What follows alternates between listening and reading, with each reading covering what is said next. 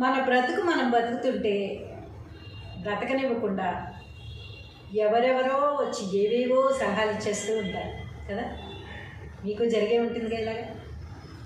ఆ సలహాలు ఒక్కొక్కసారి మంచి జరగచ్చు, అవి వినడం వల్ల ఒక్కొక్కసారి నష్టపోవచ్చు కూడా. పైగా ఒకరు ఇచ్చిన సలహాని మనం పాటించిన తర్వాత మళ్ళీ వేరే వాళ్ళు వచ్చి అది కరెక్ట్గా అలా ఎందుకు చేసావు అలా చెప్తాడు, అలా చేయకూడదు ఇలా చేయాలి అన్నప్పుడు మనం కన్ఫ్యూజ్లో ఉండి మళ్ళీ ఈయన చెప్పింది చేస్తాం. ఎవరు చెప్పిన దానివల్ల కూడా మనకి ఎలాంటి లాభము ఉండకపోవచ్చు. అన్నీ వినాలి, కానీ ఏది మంచి ఏది చెడు అని తెలుసుకుని మాత్రమే పాటించాలి. అలా నష్టపోయిన ఒక చిన్న కథ చెప్తాను. ఒక పళ్ళ వ్యాపారి ఉన్నాడు, ఫ్రూట్స్ బిజినెస్. ఒక బండి ఉందన్నమాట. అతను ఆ బండి మీద పళ్ళు అమ్ముకుంటూ ఉన్నాడు. అతను ఏం చేశాడు, చక్కటి బోర్డు ఒకటి తయారు చేయించి పెట్టుకున్నారు. ఏమని, ఇచ్చట మంచి పళ్ళు అమ్మబడును అని ఒక బోర్డు పెట్టుకున్నారు. మనం ఏం చేస్తాం, చూస్తాం ఆ బోర్డు, ఇష్టమైతే కొంటాం, బేరాలాడతాం, పళ్ళు చూస్తాం, క్వాలిటీ క్వాంటిటీ రేటు అన్నీ చూసుకుంటాం, ఇష్టమైతే కొంటాం, లేకపోతే వెళ్ళిపోతాం, అవునా? కానీ ఏ పని లేని వాళ్ళు ఏం చేస్తారు, ఏదో ఒక సలహా, ఉచిత సలహా పడేస్తూ ఉంటారు. మనం ఇచ్చే ఉచిత సలహా వల్ల ఎదుటి మనిషి నష్టపోతున్నారా లాభపడుతున్నారా అనేది మనకు అనవసరం. అలాగే ఒక ఆయన పళ్ళు కొనడానికి వచ్చి పళ్ళు అటు ఇటు తిప్పి చూశాడు, బోర్డు ఉంటే చూశాడు, ఇచ్చట మంచి పళ్ళు అమ్మబడును. ఏంట బోర్డు, ఇచ్చట. ఎందుకు ఇచ్చట? ఇచ్చట కాకపోతే నీ ఇంట్లో అమ్ముతున్నాం అనుకుంటారా ఏంటి జనాలు ఏమన్నా? ఇచ్చట మంచి పళ్ళు అమ్మబడడం ఏంటి? ఇచ్చట నువ్వేం చెప్పక్కర్లేదు, నీ బండి ఇక్కడే కదా ఉంది, నీ బండి ఎక్కడ ఉంటే అక్కడ ఇచ్చట అవుతుంది. కాబట్టి ఆ బోర్డులో ఇచ్చట నేను తీసేయి, నువ్వు ఎక్కడుంటే అక్కడ ఇక్కడనే ఉంటుంది, కానీ నీ ఇంట్లో ఉండి ఎవరో చూసి రారు కదా అని అనగానే ఉంది కదా బుర్ర తక్కువ, ఇచ్చట ఎందుకు రాయడం అనుకున్నాడు.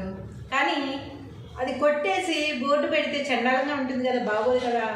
అందుకని ఏం చేశాడు, ఇచ్చట తీసేసి మంచి పళ్ళు అమ్మబడును అని ఒక బోర్డు తయారు చేయించి మళ్ళీ పెట్టుకున్నాడు చక్కగా. నెక్స్ట్ డే ఇంకెవరు వచ్చినా నాకేం బాగలేదు, మంచి పళ్ళు నా దగ్గర అనుకున్నాడు. సరే అని నెక్స్ట్ డే ఇంకో ఆయన వచ్చాడు. ఆయన కానీ ఆవిడ కానీ మన ఆయనే అంటున్నాం అనుకోకండి, జస్ట్ అలాగే అంటాం కదా ఎక్కువ. ఇంకొకరు వచ్చి ఏం చేశారు, మంచి పళ్ళు అమ్మబడు. ఏంటది, మంచి పళ్ళు అమ్మకపోతే కుళ్ళిపోయిన పళ్ళు అమ్ముతావా? ఎవరైనా కుళ్ళిపోయిన పళ్ళు అమ్ముతారా ఏంటి? సరే, ఒకవేళ నువ్వు మంచి పళ్ళు అమ్మబడును అని బోర్డు పెట్టినంత మాత్రాన మేము పిచ్చామా? ఏమి చూసుకోకుండా అలా వేసేసుకుని వెళ్ళిపోతామా? మంచి వేరుకునే కదా తీసుకుంటాం. ఎంత మంచి పళ్ళు అమ్మబడును అని బోర్డు పెట్టినా మేము వేరుకునే తీసుకుంటాం మంచి మంచి పళ్ళు. మంచి పళ్ళు అమ్మక కుళ్ళిపోయిన పళ్ళు తీసుకొచ్చి ఎవడు అమ్మడం? జనాలు అంత పిచ్చోళ్ళలాగా మేము మంచి పళ్ళు అనగానే వచ్చి తీసేసుకోరు కుళ్ళిపోయిన పళ్ళని కూడా. నేను మంచి పళ్ళు అమ్మబడును ఏంటి, మంచి తీసే పళ్ళు అంతే, రకరకాల పళ్ళు అమ్మచ్చు. మంచి పళ్ళు అమ్మబడును అని రాసేవేంటో నాకైతే నచ్చలా అన్నాడు. అప్పుడు ఈయన ఏం చేశాడు, కస్టమర్లే నా దేవుళ్ళు, వాళ్ళకి నచ్చని పని నేనెందుకు చేయాలి అనుకుని మళ్ళీ ఆ మంచి అనేది కొట్టేసి బోర్డు పెడితే బాగోదు కనుక మళ్ళీ కొత్త బోర్డు తయారు చేయించుకున్నారు. ఏమని, పళ్ళు అమ్మబడును. ఈసారి మళ్ళీ పళ్ళు అమ్మబడును, ఏ పళ్ళైనా అవ్వచ్చు అనుకుని ఆలోచించి మంచి బోర్డు తయారు చేయించి పళ్ళు అమ్మబడునని పెట్టుకున్నారు. సరే అయిపోయిందా. నెక్స్ట్ డే ఇంకో ఆయన వచ్చారు. వచ్చి పళ్ళు అమ్మబడును. జనాలు ఎలా కనిపిస్తున్నారు నీకు? పళ్ళు కాబట్టి పూలు అనుకుంటారు ఎవరన్నా, లేదా పచ్చి కాకరకాయల పళ్ళు అందరికీ తెలుసు పళ్ళు అని, అందరికి కళ్ళు కనపడుతున్నాయి బాగానే. ఎందుకు పళ్ళు అమ్మబడును అని బోర్డు పెట్టావు? ఈ పళ్ళు కాకపోతే ఇంకేమనుకుంటారు ఎవరైనా? జనాలు పిచ్చోళ్ళని చేస్తున్నామే నువ్వేమన్నా? తీసే పళ్ళు తీసే అన్నాడు. సరే నా తెలివి తాగలయ్యా అనుకున్నాడు ఈయన. అనుకుని కరెక్టే కదా, నేను అమ్మేది పళ్ళు అయినప్పుడు ఇంకా పళ్ళు అమ్మబడును అనే బోర్డు ఎందుకు? అందరూ పళ్ళ కోసమే కదా మన దగ్గరికి వస్తారు. కూరగాయలు కావాలంటేనో, పూలు కావాలంటేనో, సరుకులు కావాలంటేనో మన దగ్గరికి రారు కదా అని ఆలోచించి ఏం చేశారు ఈయన? నెక్స్ట్ డే ఆ బోర్డులో పళ్ళు అనేది కొట్టేస్తే బాగోదు కదా, మళ్ళీ అమ్మబడును, కేవలం అమ్మబడును అని ఒక బోర్డు తయారు చేయించి పెట్టుకున్నారు. ఇక అందరికంటే తెలియగలవాడు. నెక్స్ట్ డే ఇంకో ఆయన వచ్చారు. అమ్మబడు బోర్డు వెనకంతా అని అడిగాడు. ఏ అమ్ముతారో లేదుగా అక్కడ, అమ్మబడినట్టు బోర్డు ఎందుకు అమ్ముతావు అని అడిగాడు ఆయన. అందరికంటే తెలియగలడు. బోర్డు అమ్మడం ఎందుయ్యా అని అడిగితే, అమ్మబడి నన్ను పెట్టావు, పళ్ళో పూలో కూరలో ఏదో ఉండాలిగా ముందు, ఏమీ లేకుండా ఉంటే అమ్మబడును అంటే ఏమమ్ముతావు అనుకోవాలి మేము అన్నాడు ఆయన. మళ్ళీ వెనక తీసుకెళ్తాడు ఆయన. మళ్ళీ పళ్ళు అమ్మబడును, మంచి పళ్ళు అమ్మని రాయలేడు కదా. ఆ బోర్డు తీసి చింపేసి దాని కాళ్ళ కింద వేసి తొక్కి చొక్కా దించుకొని జుట్టు పెట్టుకుని చేలో ఇంటికి వెళ్ళిపోయాడు. నాకు ఈ వ్యాపారం వద్దు, ఏవద్దు, వచ్చిన ఒక్కళ్ళు కూడా కొనట్లేదు, కానీ నాకు సలహాలు ఇవ్వడం వల్ల రోజుకు ఒక బోర్డు తయారు చేయించి ఇక్కడ పెట్టడం జరుగుతుంది. నాకు వచ్చే లాభమేమో కానీ ఇంతగా నేను నష్టపోయాను. ఎందుకు? ఎవరెవరో ఏదేదో చెప్తుంటే విని ఆ పనులు నేను పాటించడం వల్ల ఎంత నష్టం జరిగిందో. రోజుకో బోర్డు తయారు చేయించడం అంటే మాటల మరి. కాబట్టి కొంచెం ఉపయోగించాలి.